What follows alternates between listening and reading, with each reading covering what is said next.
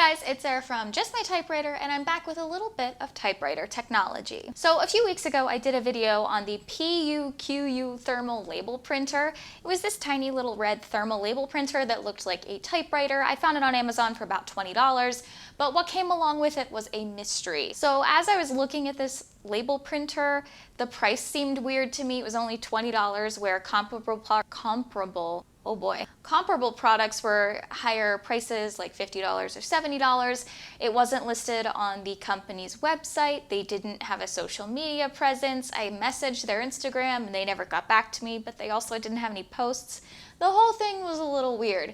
And then I found out when the video came out that they were no longer available. I filmed that video in about February of this year, and that video came out end of May, beginning of June, and between those times, it just completely disappeared, which made me feel like I'd kind of fallen into a crack in the matrix, and I wasn't really sure what had happened. It was a cute little label printer, and I'm sure lots of people have cool uses for it, but it's no longer available. So that kind of led me to do a little bit more investigating. One of the companies I had looked into while I was doing that video was this company called MakeID. Now they also made thermal label printers, and they had one come out that looked a lot like a typewriter as well, that was bright red, but it was listed for about $120. I had messaged that company when doing that first video, and I found them on Instagram, sent them a message, said, hey, I make typewriter videos, would love to review your product for my channel.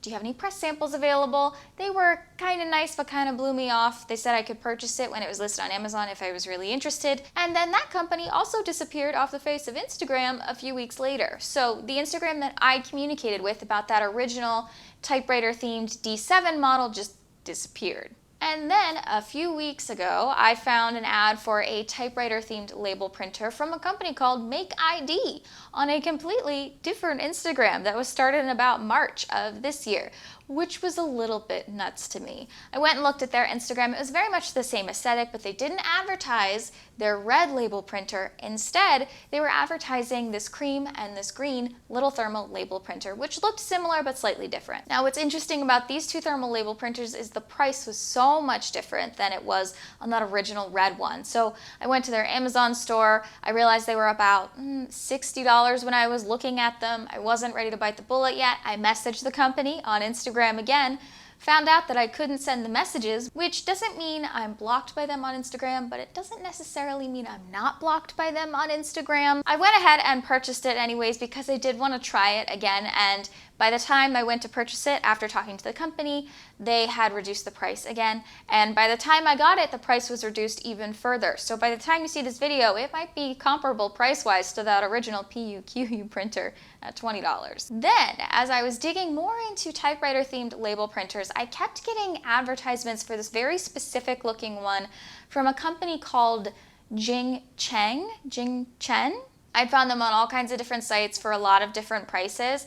But the main seller of these, at least on Amazon, is a company called Nimbot. Now they have a ton of other thermal label printers. I went and messaged them on Instagram. I didn't get a response, but their Instagram seemed highly populated. It looked like a lot of user-generated content. They had a lot of giveaways on their Instagram that seemed pretty active. I went and found them on Facebook and also messaged them on Facebook. They had a Facebook group, which was a little bit different than all these other companies had, and they messaged me back like immediately. So I sent them a message that said, hello, I'm a content creator that makes videos featuring typewriters and typewriter-themed products. I'm interested in your B21 typewriter-themed label printer. I was wondering if you had any press samples available. They said, well, hey, we can send you one if you want. So I sent them my address, and then they sent me a label printer. So to be clear, I did receive the Nimbot B21 label printer for free. They sent it to me with the expectation that it would be featured in a video of some kind. They didn't pay me for anything. I'm not sponsored. I don't have an affiliate link. They just sent me a label printer to try and put on the internet, and they did ask that I share their Amazon link in my description below. So if you like that label printer, you can go and check that out at their Amazon store. So not sponsored, just a free label printer, which is really exciting to me to play with. So I started with the MakeID label printer. I really liked the look of this one, and it also seems a little bit different than the PUQU label printer, which I tried before. The loading mechanism for the labels was different than the one that was in the PU printer, so it was already inset in there. I just had to make sure that the label was fed through the cutter. What I really liked about it is the carriage return lever act as the label cutter on it. It does operate with an app, as all of these do, so I downloaded the app from the App Store. It was pretty intuitive. It immediately recognized what kind of label printer I had, it immediately connected, and it immediately set up what kind of label template I was using, which was so much easier than the PUQU process. I had so much trouble figuring out which label type was the right label type for what I had in the printer. This one was able to figure that out immediately. It had a ton of fonts in there, which is what I really like about these thermal label printers over other label makers. They have so many different font options. You can download them and add them to the app and just change it into whatever font you want. It also has a typewriter themed font in there, which I really like. Another thing I did want to try on this label printer is it has a picture function, which I had a lot of trouble with on the PU printer. It just didn't turn out nicely. I took a picture from my camera roll, added it to this label printer, and it honestly looks pretty great. You can also add logos, little sticker icon things, and turn them all into labels. They're printed onto a white backing sheet with a transparent label on the front. Now that is something to keep in mind. The PUQU printer and the Nimbot printer both have white sticker labels. This one does print on transparent labels. So if you're trying to put it on a dark surface, this wouldn't show up because it does print in black and it has a transparent label behind it once you peel off that backing. What's also nice about this one is it does have two buttons on the front that print directly from the label printer without having to use the app. The first one is date. You can actually use this to print out the date of something. This might be really great for labeling things that have expiration dates, or you need to know the date a thing was packed, or if you're putting things in your freezer and you need to know what date you made that thing, you can print out the date on a label pretty easily without even having to be connected to the app. It also has the custom button on the front. Now the custom button is preset to print anything. I pressed it a couple times just to see if it would keep printing the same thing, and it printed out some kind of quote. But what you can do in the application is set this custom button to print the same thing every time you hit that button. So for example, if you wanted to print a bunch of your company's logo or your company's name, or maybe you were labeling a bunch of products that were all the same, you could set the custom button to have a select set of text, and every time you hit that custom button, it would print out the same thing. You wouldn't have to be connected to the app to print with the custom button. So if you were somewhere where you didn't maybe have internet access or you couldn't use the Bluetooth at the time, you could still use your thermal label printer without having to use the application to use the custom button function. You can also print multiples at a time, so you can print a couple labels in a row, and it'll set out little lines for you to cut along in that continuous label. You can also get different label sizes for this, including gap labels. But I didn't have that when I got mine. I just got the continuous transparent label. It's nice and lightweight. It also charges using a typical USB-C cord. All of them do.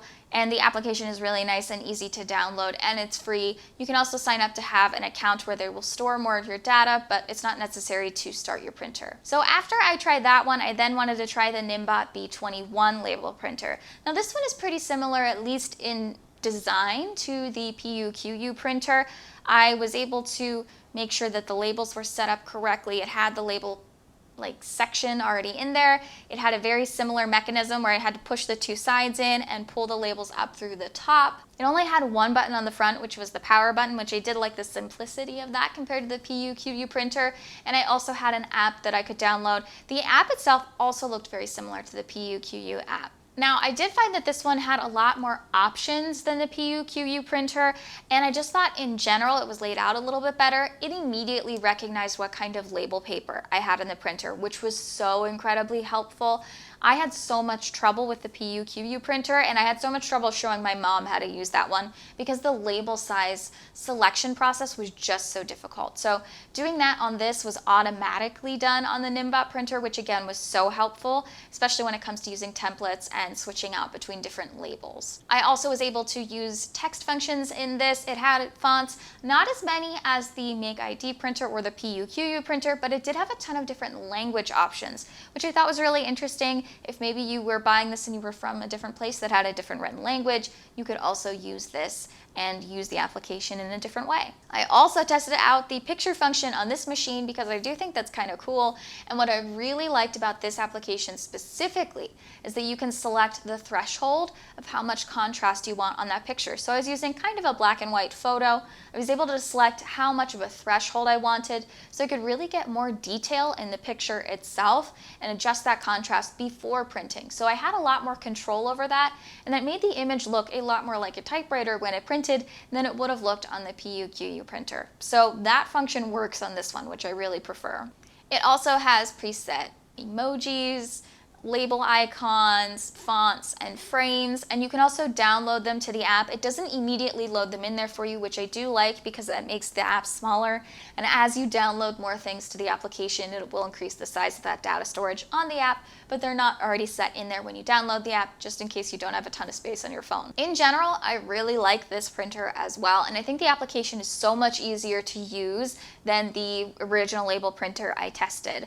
But it does kind of look similar to me, and it is different than the label printer that you're getting with the MakeID printer. In summary, I do think that all of these label printers are really interesting. I do think that they kind of look like typewriters. I went through my collection and tried to determine which typewriters they looked the most like.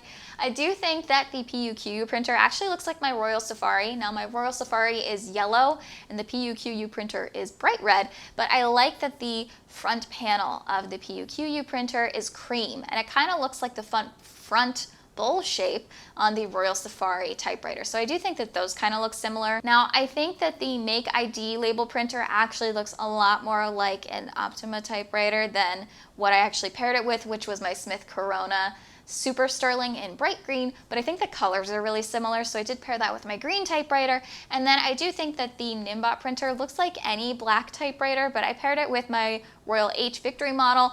It does have gold accents, which I think kind of looks like those black and gold plated typewriters that were given to like Ian Fleming and other executives from typewriter companies. I do think that it kind of looks classic like that. Now the designs of these are similar again between the PU and the Nimbot. They use the carriage return levers to pop the hood of the typewriter itself, and underneath that is where you put the labels. The labels are more like stickers. They have that white background to them. They peel off of a sheet, and you can open that section by just pressing down on that. They also have the charging spots on the sides. The MakeID has the little lever being the cutter of the label. All the labels print out from the side instead of the top. The label size is different. It's much thinner, and it is transparent, so you peel the backing off of it. And it does have the charging port in the back of the label printer, and you can just pop the hood itself just by lifting it up. There's no spring-loaded mechanism there. Now, another concern I had when it comes to using these label printers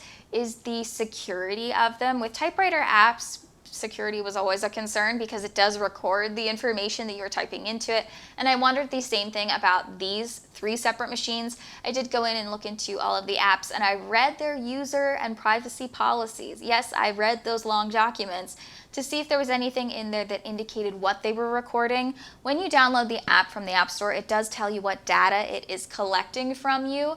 The PUQU printer and the MakeID printer say that they're not collecting too much information, but they are collecting things like contact info from the profile that you make on those apps. And then the Nimbot printer also collects things like data usage, what kind of things you're doing in the app. And it says that it does this to help improve the application's usefulness to you, so they can run diagnostics, tell what you're using the most of, and make that function easier for you to use.